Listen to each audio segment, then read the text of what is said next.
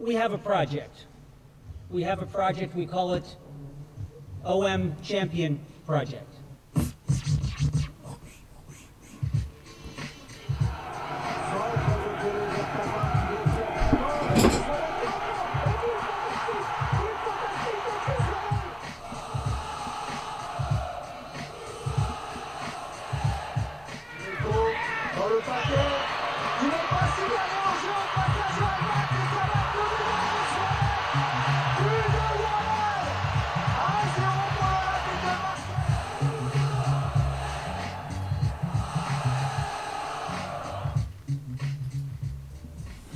Hello everyone and welcome to the Marseille View.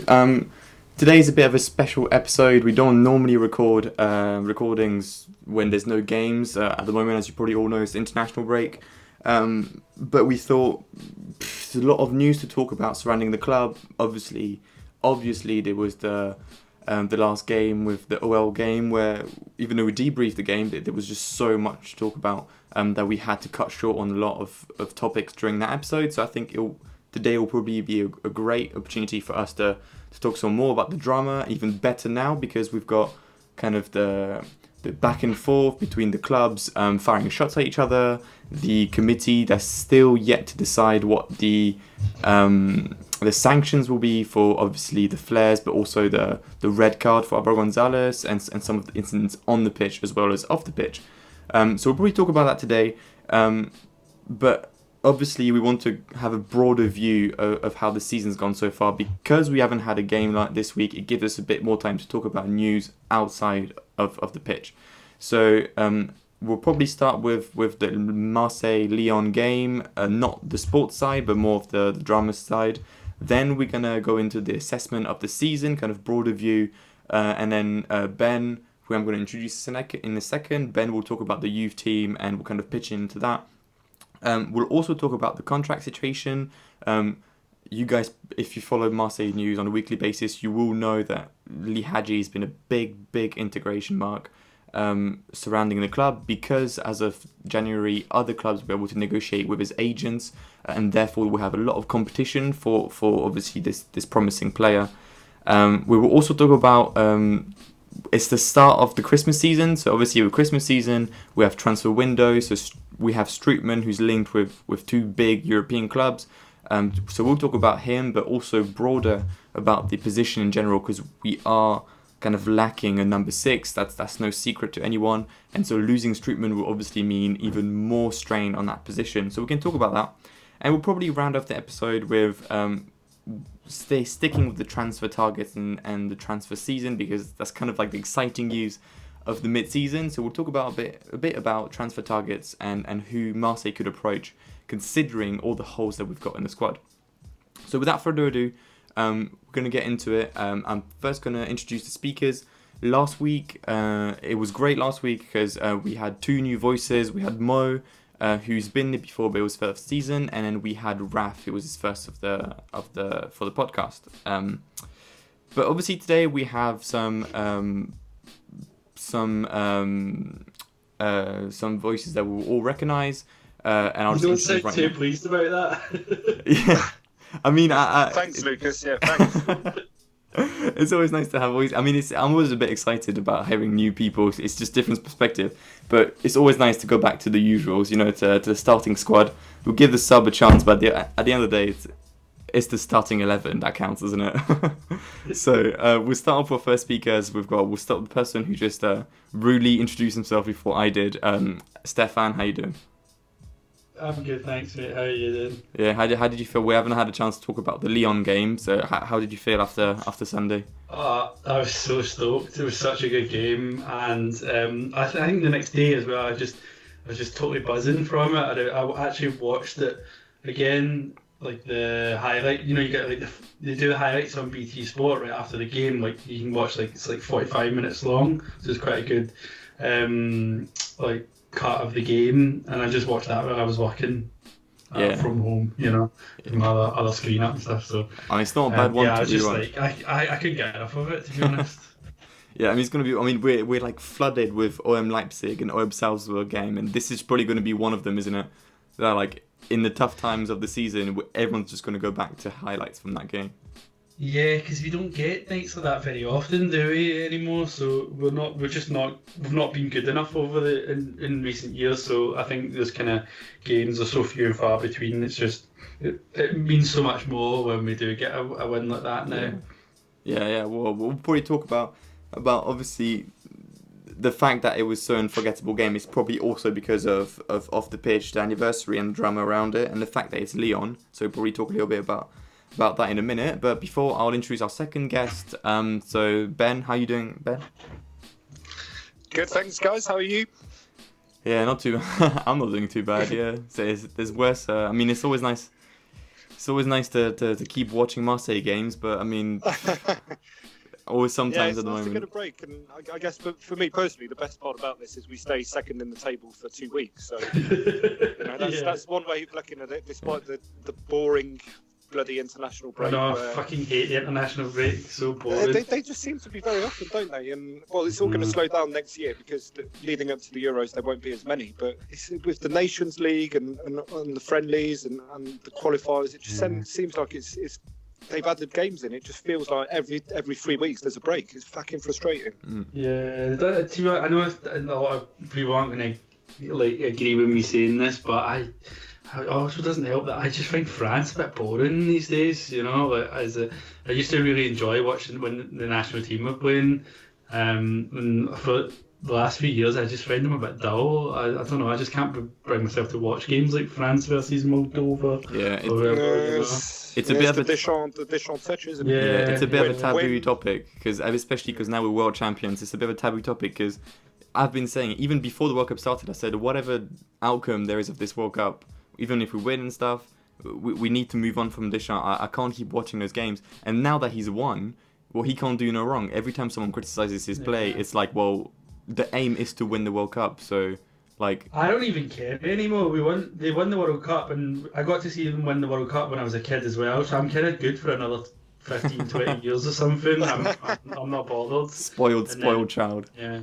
So it's not like I can support Scotland, so there's not very much to forward to there. So, but yeah, I'm good to go for a few years. So. Yeah, true. Okay, right. So let's bring it back to non-national teams. We'll go back to Marseille. So the first topic we want to talk about surrounding Marseille is obviously the Lyon game, but more of the drama side. So we all know that Olas, after the game, had a bit of a meltdown. Obviously, he always has a bit more of a row when his team doesn't win. But this time, because it's the Marseille game, he kind of highlighted a lot of issues and a lot of exaggerations that he made. After the game, there was obviously a lot of tweets that Olas is very famous for doing, following which Marseille did a club statement. And following Marseille's club statement, I'm going to read you OL's statement highlighting and outlining the issues that they had with the game, that they will bring up to the discipline committee as well to try to get Marseille punished for these actions. So just for the sake of the viewers and the listeners and the speakers here, if you don't remember, if you don't know the statement off by heart, Lyon highlighted several problems, like they said, events and incidents that surrounded the match. So they highlighted the shields that had to be deployed by the national police when taking the corners because of the little papers that were thrown at the players. The fact that the firecrackers were being thrown around and obviously it's very loud. The numerous flares being lit up because of the anniversary of the club. Insults against Rudy Garcia, the lasers pointed at Anthony Lopez, the exaggerated lack of fair play shown by the ball boys because they prevented the players from recovering the ball quickly at the end of the game, which meant that a lot of time wasting was involved. And finally, the disrespectful attitude of Dimitri Payet at the end of the match, going as far as approaching the bench of Rudy Garcia to create an incident.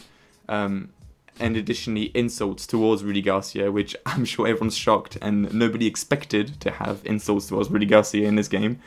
But that's what they mentioned. So, firstly, you guys, I'm not going to ask you guys individually because it'll be more of a discussion. What do you think is going on with this? Do you think it's just the same old drama surrounding Marseille against Lyon that seems to be happening every year? Or is this kind of a isolated incident that will require and obviously warrant sanctions for Marseille? Do you want to go first, Ben? You seem a bit at a loss. There's a lot. So yeah, There's a lot to tackle there, yeah. So I guess. I'm not sure where to start. Look, first of all, can I just say I'm loving it. I love seeing Olas rattled like this. We've obviously done a number on them on and off the pitch. I of course do not condone at all any violence or anybody throwing stones and well, I think they actually threw some power tools or some crap apparently at the bus, which is not good. We never want to see Yeah, I that. was going to say, you didn't mention the bus, did you? But Oh yeah, I it's didn't. I mean, expected. it was mentioned at the start of the statement, yeah, but not outlined in bullet points. Yeah, but it's to be expected, and to be fair, they did suggest that they use a sort of plain white bus that couldn't be recognised. We do that when we go away to PSG for the same reasons. All of this is Olas is making. You know, he's a master. We know what he's like. We know that his strategy. If he wins, he can gloat about it and etc. etc. But if he loses, he's got so many excuses because he's prepared it so well that he can fall back on them and sort of take all the heat off of his underperforming players. And at the minute, they're desperate. We've got to recognise that they're 14th in the league. All the press coverage of them at the minute is very negative. They're not playing well. Their manager is a loser. We know that. He's not going to last long. I don't know if you guys saw his speech at half time that was recorded. It was an absolute comedy sketch. I mean, look, I felt like I was watching David Brent. But what was so bad about it? Was it just because of the lack of charisma he's got? Because that's all and the wording he used. I mean, it just didn't make any fucking sense. You know, you wouldn't give a speech like that in a sports dressing room. It just does. I don't know. It just felt weird. And even the players, the Lyon players, just look confused. completely. Yeah, they look confused. And what exactly did he say though? I saw a video of it, but I didn't really get what was so. Other than he's quite a dull guy, I didn't really get what was so. What he said that was so shocking. Was it just a bit kind of just sort of trite and dull? Was that? Yeah, I think he used an analogy. he used the analogy of the I don't want to call it the rope walker person thing. He's like you need to stay concentrated and composed, just like the guys who walk on the rope from point A to B does it and stays there. As they call them, yeah. And all the players just look like they either obviously didn't understand the language because they're foreign, but also even the French guys just look like, what the fuck is he just doing? What? Well, and in that short clip, basically, it just doesn't talk about football at all. Yeah. Barely talks about football. So I think that's what threw people off a bit. But yeah, just to finish it off, Olas prepared this, masterfully. And let's face it, they never get as much press coverage when they play against us. So he's going to milk it. He can play the victim all he wants. The fact is, it was OM2, Lyon 1, and they're still 14. So, kick and shout all you want, mate. Fill your boots. No one gives a fuck. You're going to cry. The one thing that has really, really annoyed me, there is something that has annoyed me, is the fact that the first time ever the referees commission actually spoke out publicly to condemn the refereeing decision. That is ridiculous. That is just, of course, it's against Marseille, and it hurt Lyon. So if there are still people out there doubting the influence that this person has, and this person being Olas on all of the league, all of the referees, etc., they're not even fucking hiding it anymore. Yeah, they're clearly hand in hand. Yeah. They're clearly conspiring against others. Stefan, before you know that we spoke on the podcast. Remember? Some weeks ago about just about Marseille, just all the kind of bad luck that we get and the bad treatment we get in terms of things like sanctions and stuff from the league. But yeah, that issue with the body that manages the refereeing, the guy coming out and saying that just shows you how much, doesn't it?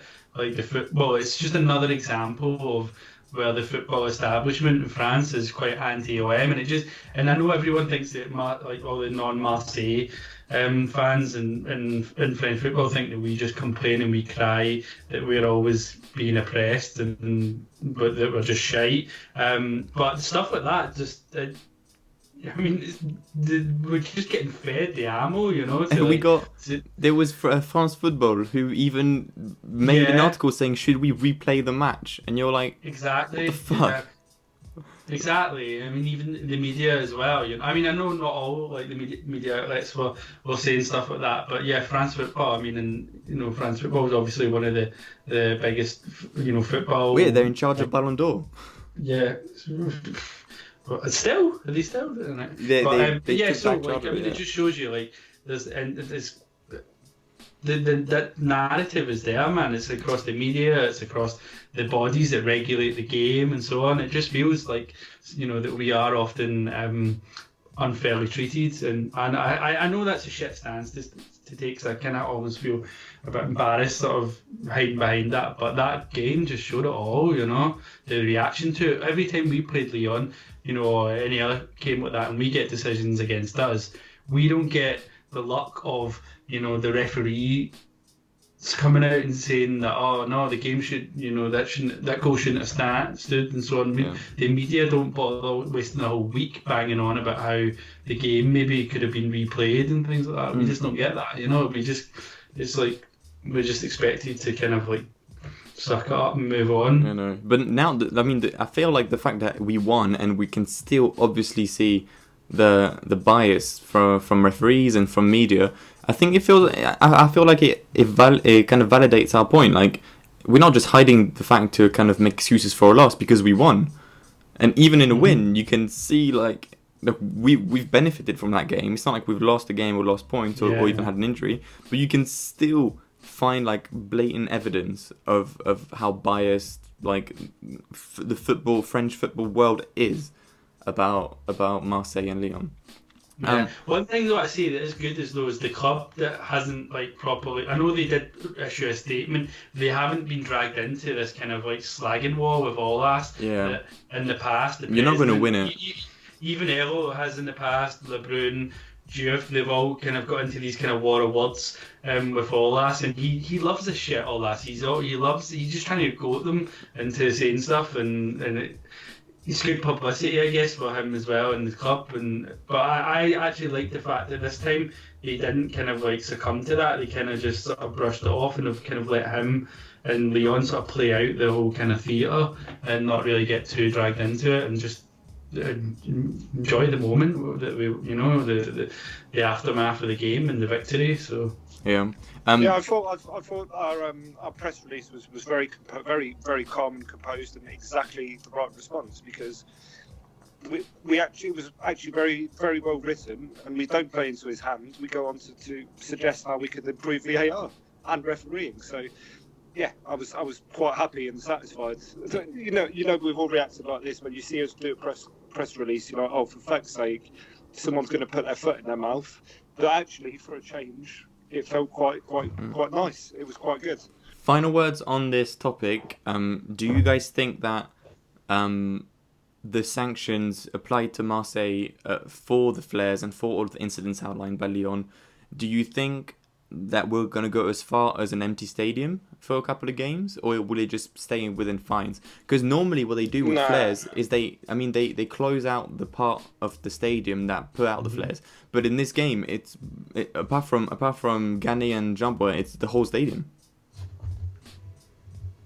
Well, I think they'll do what they usually do at worst, because what I don't remember is, it's always the problem with the context around these sanctions, isn't it? Is that you get given suspended sentences, and I don't remember if we're still under the cusp of one of those. But that doesn't matter though. They had to stop the game to like. Yeah, but it just makes it worse, doesn't it? If you're on a suspended sentence, which means that usually what they do is they close, as you say, they close the virage, part of the virage for one game, and then they tell you, they warn you and say, be careful, next time we'll close the whole stadium, or we'll close the whole virage, not just part of it. So I don't know if we're under the menace of one of those, but yeah, I think it'll be a fine and whatever. But it would be laughable for us to get sanctioned for throwing fucking paper balls at players. I know. It's just a joke. I was just thinking, like, there's been games, like, if you think back to the time the game where Valbuena played against us for Lyon, I mean, we were chucking glass bottles at fucking players and stuff. Yeah. Like what happened the other night wasn't anywhere near as bad as stuff that we've seen in previous big games like that, you know. So, Yeah. but it's all scrunched up balls of paper. Yeah. And not the end of the world. Right. I don't know why you need shields for that. Yeah. So obviously we are now, I believe, 13. Yeah, we're 13 games into the season. So we're round about just the third way through the season. So it gives us a good opportunity, a good sample size to have a bit of an assessment of how the season's gone so far. 13 games, there's been a lot of ups and downs, especially for me in my opinion. But we've also beaten quite a lot of big teams, which is a fatal flaw that Marseille hasn't done for many, many years. Regardless of who the coach was, whether it was Garcia, Bielsa, Michel, Passy. Give it up. Give it up. You're gonna have to. But I am giving it up. I am giving it up. That's what I'm doing. But it gives us a bit of time to do an assessment and have a broader view of how this season's gone so far.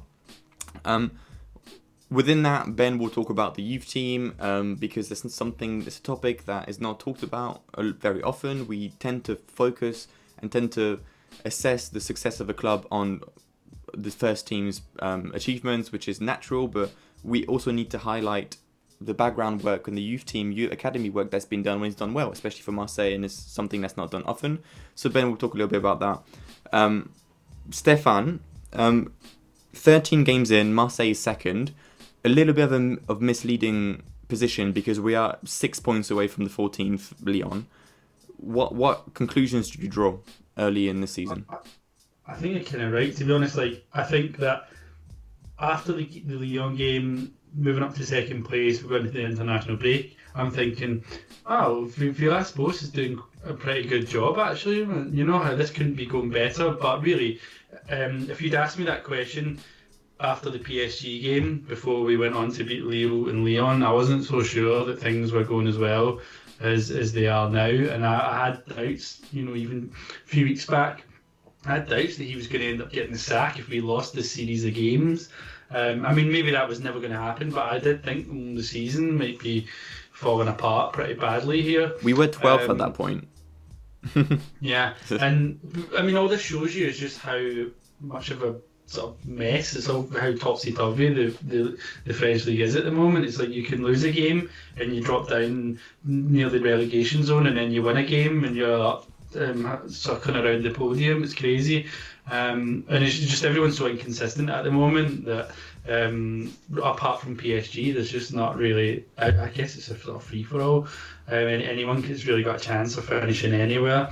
I think that Villas-Boas, I actually quite like what I see of him so far. To be honest, I think that he showed some good signs. He's been a bit naive in some games, but I think apart from a consistency issue, I feel that there is some progress there from what we had last year, and even with a slightly weaker squad, I do feel that we are playing more as a team. We look tactically better, and I've got faith that Villas-Boas is going to, properly give an opportunity to some of the younger players as the season goes on. So I feel like there is definitely some positives here. Mm-hmm. Ben, what conclusions do you make? And you obviously you can segue into the youth team assessment as well. Fairly the same. I mean, look, it's no surprise to anyone here. I've liked ABB from the start, and I've sort of always liked him as a coach, even though he's made his mistakes at other clubs. I think he's come to us in a position where he's well travelled.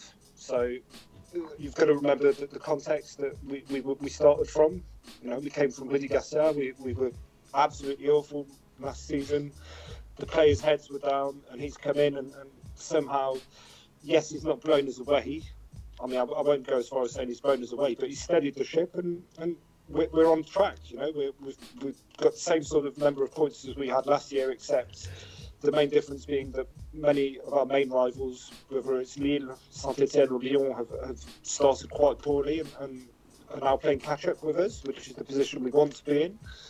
And we've come through a run of tough games, and we've beaten Lille and Lyon, yes, at home, but we've still won those games. And we beat Saint-Etienne as well, so I think we've drawn too many games against weaker sides. But again, the context: Gonzalez was missing, Payet was suspended, Camara was missing for a couple of those. Thauvin is injured. So for saying what AVB's got to work with, I'm pretty happy. I'll be honest. I'm happy with the way we've been playing and the fact that we don't look like a one-trick pony offensively anymore. We don't seem to just rely on getting it out wide to one of the fullbacks for them to cross it in. We do actually combine intelligently, and this sort of goes into as well not just AVB's tactical plan, but look at the club at all levels. I mean, Zubi made 3 signings: Benedetto, Gonzalez, and Rongier. And all 3 of them have paid off massively. I mean, Benedetto's our leading scorer. Gonzalez is a rock in defence. He's got Quinta. He's got everything that OM fans like to see. He's become a fan favourite very quickly. And Rongier is doing a very good job in midfield. He's been elected man of the month. Yeah, and compare that with the previous summer where we signed Strootman, Radonjic, and Trezeguet. Exactly. And how poorly those players integrated into the team in that season. So it's been pretty good. Yeah, it goes to show that, I think many of us said it at the time, and we've indicated now because it's paid off. It's exactly what we said. Garcia was a big part of the problem, and I think he came in, took too much of the power, too much of the influence. Ero gave too much of that to him, and I think Ero, if anything, has learnt his lesson, especially now he's screwed them over and gone to Lyon after he's paid them 10 million. But I think Ero has learned. Just let Zubi do his job and let AVB coach the team. And AVB and Zubi seem to have a good dynamic going. So, yeah, happy so far. I'd give him a good, I'd say probably 7 out of 10, but maybe 6.5 out of 10 because there's room for improvement. But I hope so. We're a third of the way into the season, and we're second in the league, and we need to score more goals. But yeah, I think when Thauvin comes back, it will be like having a new signing, and that will actually pay dividends. Okay. Yeah, I'll probably chime in a bit. It's obviously you guys make a lot of very fair points. I think that the main points to put to this as like benefits to the season, and things to point out that are great is our limited squad. Obviously, the main man Thauvin isn't here, even though at the end of last season he was less than perfect on all facets of the game. But he's not here. Payet was out for 4 games for suspension. Alvaro Gonzalez is out again, and he's out after the Lyon game. We'll see the sanction what happens, but probably for 2 games. We've had multitudes of injuries. We've had problems with the holes that we didn't fill in the transfer window, and so we had to put a lot of young blood, a lot of new youth team components into the first team. We've seen in the squad sometimes we had as many as 9 youth products, which is like unprecedented in a Marseille team sheet. And despite all of these obstacles, we are second. But the problem with that is one, the fact that we are second only with 3 points from the 9th team in the league, so it doesn't really mean anything. We lose the next game, which we could lose the next game, we're back outside of any European spots. So I wouldn't draw any conclusions on the position and like draw my analysis on the position alone. And also one point that I don't see very often, but I've picked out, is our goal difference is -1. And the reason why that is because we've only won 2 games by more than 1 goal.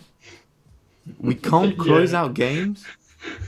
It's Yeah, I forgot about that one. Yeah, but I guess the main problem is we've said it many times on the pod after that run of games that we had where we didn't win, and I think we drew 3 and lost 1.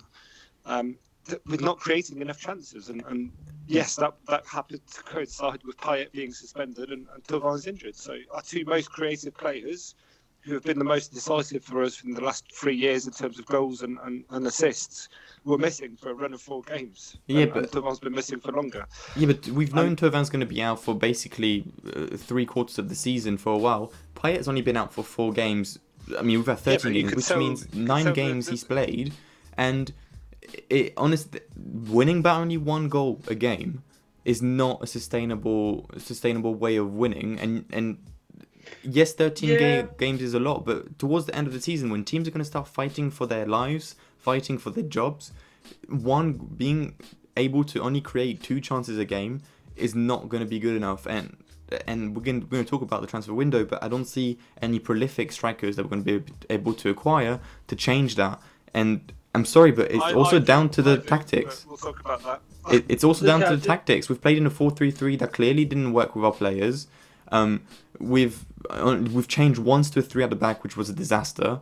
And we've gone back to 4-3-3. And if you objectively, if you look at how the season's gone so far, the fact that we've been very, very good, because we have been very, very good in the last 2 games, you'd put that down to more of an anomaly than what we've seen for the whole season, which is basically a very sluggish team that isn't even solid in defence. We've made loads of mistakes in defence, and we're not prolific on attack, and that's a recipe for disaster. I don't know. I mean, I feel like winning games by 1 goal a game and stuff like that is a good sign at this stage of the season, because there's something to build upon. There's a foundation there, and we're sort of grinding out difficult results. I feel like that's better than, hammering a team 3-0 one week and then getting hammered the week after. It feels like, every game's been a bit of a fight, a bit of a challenge, but we're sort of pushing ourselves through those sort of tight matches. And I think, bar the fact that we got humped off PSG 4-0, which was going to happen anyway. We lost that game, the first game of the season, 2-0 to Reims, and we weren't ready then. Villas-Boas certainly wasn't. He was a bit naive. It was the first game of the season. We weren't ready. I feel like apart from that, we're winning the battles for the most part. Or we're getting, we're grinding out those points where we can. We can build upon that. We can create more chances in time and score more goals in time. Yeah, right. Okay. Yeah, agree on all of that. We've obviously spent quite a lot of time on these 2 points. So I think if you want to cover other news, probably we should move on as well. Just very, very briefly, I guess that the final point that we never talk about is the youth setup, and very briefly, I think we were all criticising the dire situation over the summer, where I think we got to within a week of the new season starting, and we barely had any youth coaches because we sacked half of them and the others left. And they brought in Nasser Laguerre, who the guy's he's been at other clubs in the region. He's doing a stellar job. I think it has to be said. He's doing a really good job, because all of our youth teams are in the top 3 of their respective leagues. We've got some good prospects coming through. It's very impressive, to be honest. It has to be said. Yeah. So that's another positive that we can highlight, and the club are clearly working towards the future. So Zubi did the groundwork last season, it looks like, because Kamara emerged and Lee Hadji's now with the first team regularly. But I think that Laguerre has brought in a team, and it's paying dividends, because we're doing really well at youth level, which is something that has not really happened for us in the last few years. I think we've won 1 Grand Barbera in the last 20 years. Do you think that might be attributed to the fact that the measures that Evo and Garcia and Zubizarreta have been doing over the last few years, about trying to work with other clubs to sign young players? That's part of it. Yeah, that's part of it. But I just think it's a lot more structured now, in terms of it's just a more professional outfit. The club is more professional. I think that when Anigo was there was a lot of, you're getting in the team because your dad's so and so. Yeah, seen a lot of that. Yeah. For example, but it's just, I think we're growing, and we're becoming a proper football club, which is something that we the fans have cried out for years. It needs to be professional. We can't just be the little regional club that challenges from time to time. We need to build solid foundations. So, yeah, that's happening. I think that something that Laguerre said, which will be the last point I picked up on, is the way that AVB is really, really having a positive influence on the academy, because I think he said last week in an interview that each international break, he sits down with AVB, and AVB says to him, "Send me, the top 5 performers, and I'm going to train them with the first team for 2 weeks while the international break's on." And apparently it's a healthy dynamic. Yeah, apparently he's really, really encouraging the kids and putting the kids through their paces. But senior players of the squad, like Strootman and others, and Payet, that obviously when they're not on international duty, they have a very good influence on the academy as well. So to finalise that point, I think that we can say overall that the club has taken a positive step forward by sacking Garcia, bringing in new faces, and it's paying off so far. Long may it continue. Yeah, I agree. The only one thing is though is I was looking at the league table for the CFA, the B team. Yeah. And they're not doing great though. They're still like I think kind of low end of the table in their league, and that I think that's the thing The reserve is taken with a pinch of salt though, because whereas the youth teams, the under 17 or the 15, they do play in their own division and their own age group. It's been said since last year that the CFA obviously plays with other teams in the districts and the region who are grown men, like some of them are even 35. And there's a deliberate effort to only play very young players in that team. We only have 1 or 2 players above the age of 25 in that team. It's made specifically. We don't want just the B team. We want kind of on the cusp of the first team, though, aren't they? Like guys like Nkunku and Filippo. I would have thought they'd be ready for that level. It's still very young. I think the point they've highlighted it in Le Frappé, even though he's not there, he highlighted it last year, saying that the point of the B team now isn't to get result, it's more to bleed players into the physicality of grown men football, especially in the districts of Marseille, when physicality is essentially the end all be all. It's not so much about winning, it's about basically getting them ready to play for the first team. Okay, no, that makes sense. So, just our final big point, but it's probably going to branch out in several different points, is it's the 18th of November, which means that in about 6 weeks' time, the winter transfer window is going to open, which means that as the Euros are coming up, most of the players who have aspirations to go to the Euros will have their agents basically tell the media to link them to Marseille, either to give Joe a reaction to their club, to make them play more, or to actually get interest from Marseille. And some of the players might actually be interesting. I'm not sure if you guys have any ideas in mind, but Zubizarreta made a statement after an interview with Le Phocéen not so long ago, where he said that basically the philosophy for the transfer window, this upcoming window, will be the philosophy of opportunity. He said, he basically, I'll paraphrase, but he says that we will be looking for players that are not currently playing, getting enough time, but also have possibilities to play in the upcoming Euros. The ones that will need game time in order to impress the national coach to put them in a squad. But from now until the transfer window, a lot of things can happen. We can have a lot more injuries on our side, and therefore we need to be very, very careful as to who we pick and what positions, because now I've finished the quote. Now I'm going to expand on it.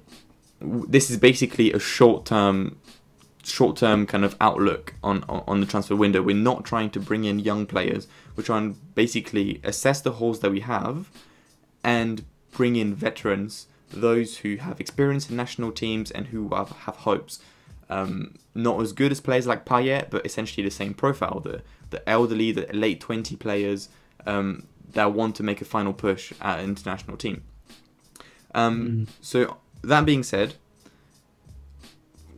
what positions do you think we would need to fill more broadly, and do you have any names in mind as to who could be brought in that would fit that description?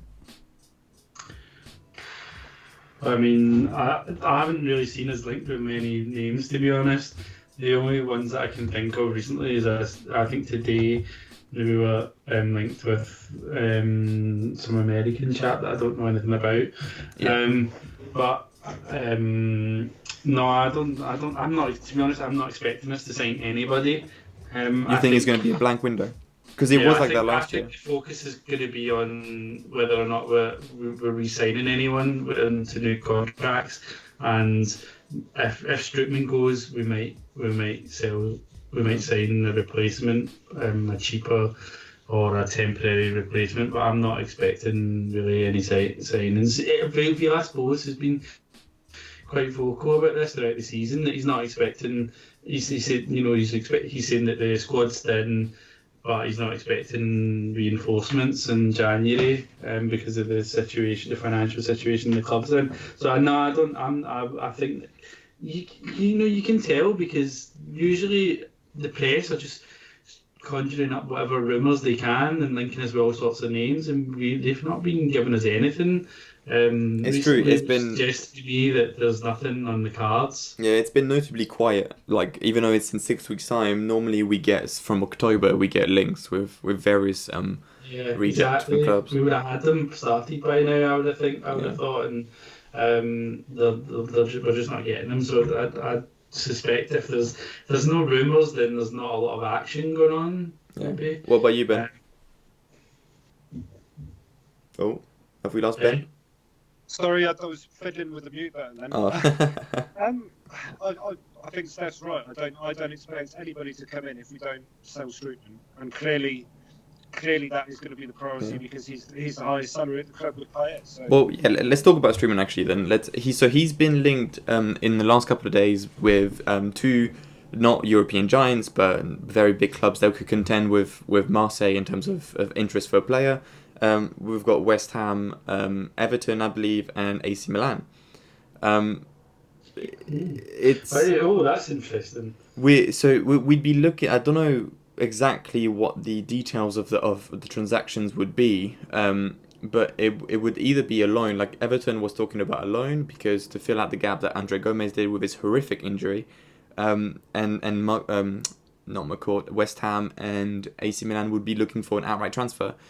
But how much could we really get out of him? Have you guys got any more hopes for him? Do you think he should leave? Because we're basically completely out with that position of number 6. Well, we've shut all over him, so I wouldn't blame him if he did leave. I mean, it all sitting him down and telling him, "You've got to go, mate. We can't afford you, and we don't want you." Is not great, but look, he's put in a shift. We've discussed it at length. When he wasn't in the team, we got absolutely battered away to was it Dijon? Yeah, and Amiens. Amiens, sorry. So look, he does a job.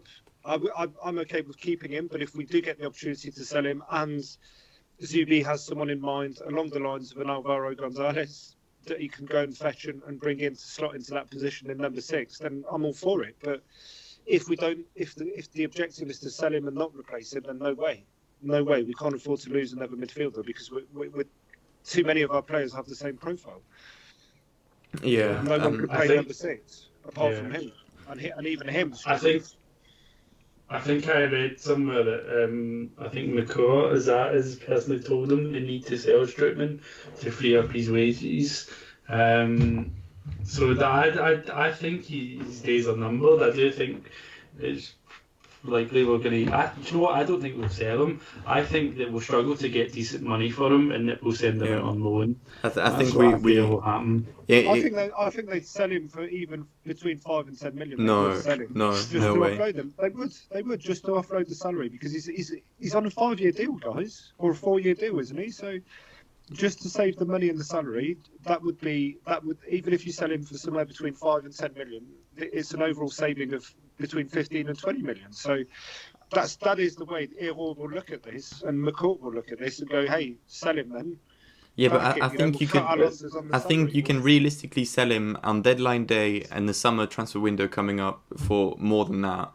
Obviously, not for the 30 million. Winter's always shit for transfers.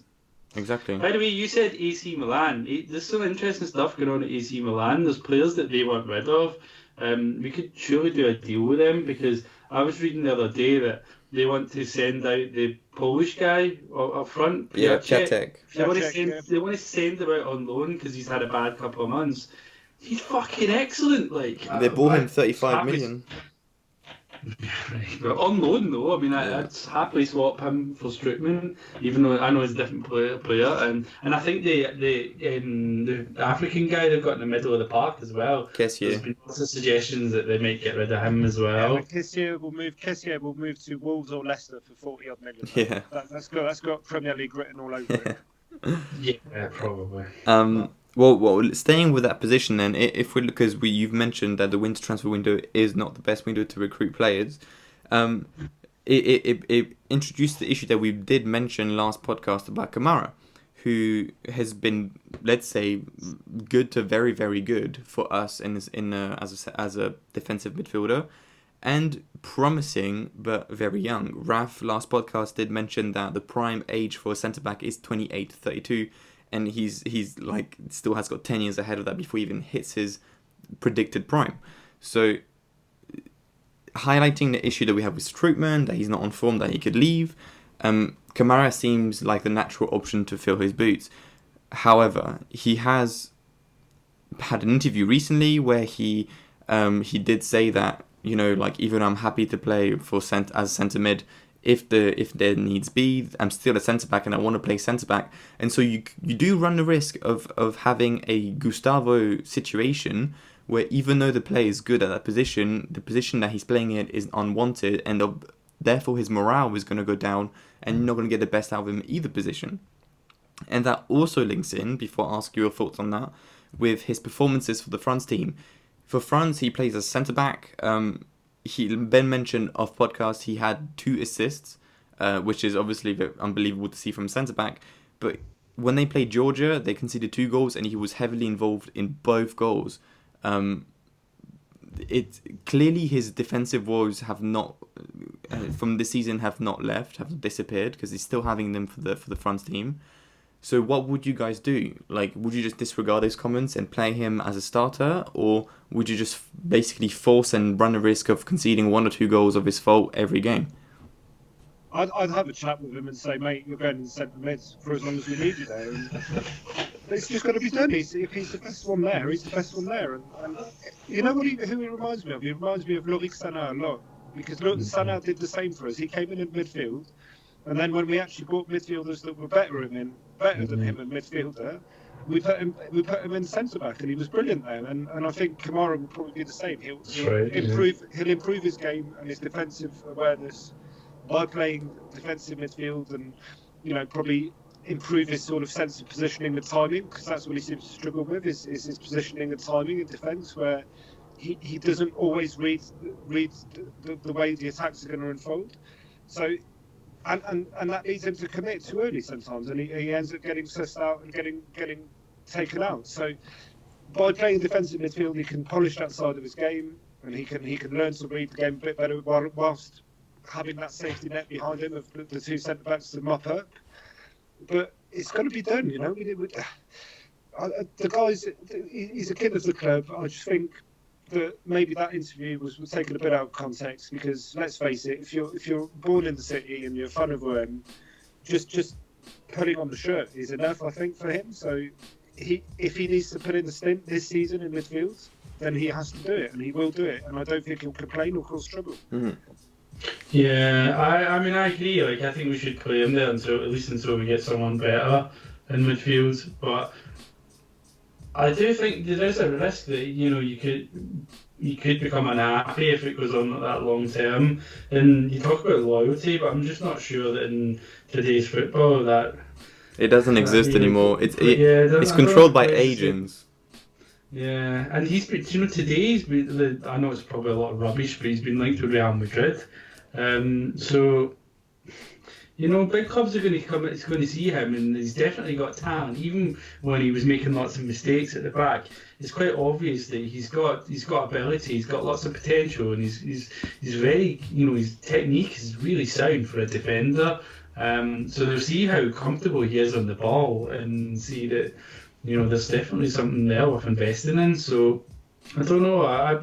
He's the kind of player that I'd be worried about losing, and I think that sort of goes for all of our younger players that we produce. Sorry, I think with every one of them, there's a little bit of a question mark over the future. So not just Kamara, but I think it's really important for the project that those players stay at Marseille as long as they're good enough. Yeah, I personally think it. Not only would I have a chat with him and tell him he needs to play as a midfielder, I'd tell him, mate, like, people's positions move, they're fluid, they change over their careers. I honestly think when I see his qualities, I think he's a midfielder. The reflexes he has, his positioning in the midfield. Honestly, I think it's not even just an alternative solution. I think that's his position. He's been great. He's like never mind these past 2 games. Like every time he's played as a midfielder, he's been like good to very, very good. And in defense, yes, he's been very good sometimes, but he's had a lot of 3 out of 10 games that have been camouflaged by the fact that, well, he's too young, he's from the club, so let's not like kill him for the poor games he has. But he's had some shockers in defense. And away to Monaco, I mean, he was just very, very poor. And in midfield, not only would these mistakes be camouflaged by the fact that he's not the last man in defense, but he doesn't seem to make those mistakes. He seems to just have natural abilities and a natural flair for the game as a number 6. And we need someone in that position, because even Struman is the only player playing there, and he's not even a natural CDM. So I think it should be a no-brainer, and I think long-term we should look at Kamara as a central defending midfielder instead of a centre-back. I agree. When you compare him to his international teammate Saliba, who's Saint-Etienne, and he's going to Arsenal next season, that kid, he's a natural defender. He's just like a young Varane, where he's got the physicality for it, but he's also got the pace, and he seems to read the game really well. And Kamara, he's just lacking. I don't think he's anywhere near the level of potential of Saliba, but I think he's got a good chance of being near that potential if he goes in midfield. Yeah, those are the 2 things about him that I do think he is really lacking, is his pace actually, and his physical presence for a defender. In today's football especially, he's not quite big enough or fast enough, and that's what generally what clubs are looking for now with centre backs. They're looking for big, huge guys that can dominate defenders with their physical presence and speed, and he doesn't have that, and that might be where he is at the moment, maybe more suited to midfield. But I feel like in time, he, as Raf said in the previous podcast, he can maybe become a quality defender. That might be his future. It's just right now, he might be better suited in midfield. Yeah. So we had a few topics lined up for you guys, but I mean we're well over 50 minutes of the podcast. So unfortunately, that's all we're going to be able to cover today. We might cover like things like the contract situation with the youth players, the OM's next round of games, like the schedule. We're probably going to cover those in future podcasts, whether it's next podcast after the Toulouse game, or if we have another international break or the winter break, we could have another podcast discuss those topics. But we hope that you guys enjoyed this little kind of break drama surrounding news podcast. If you guys enjoy it, we could do more. Maybe not during the week, but if there's a break like that, again, like I said, during the winter window, we could do something like that again. And maybe at the end of the season, we could also do like a conclusive assessment of the season, assessment of Villas-Boas, assessment of the recruits in more detail then. So we hope you enjoyed this podcast. Do you guys want to say any final words before we cut off the podcast? Well, I just hope that the next time we do a podcast during a break, we're still seconds. Yeah. That's my final words. Well, I mean, we're clearly playing for the title, aren't we? We're second at this point. Oh yeah, -1 goal difference, mate. We're living the dream here. Yeah. All right, so cheers everyone, and see you next Monday after the Toulouse game, and hopefully after a win at our second home of Toulouse. All right, cheers, guys. Thanks, Cheers. guys. Thank you very much. Cheers, bye bye. Cheers, Bye.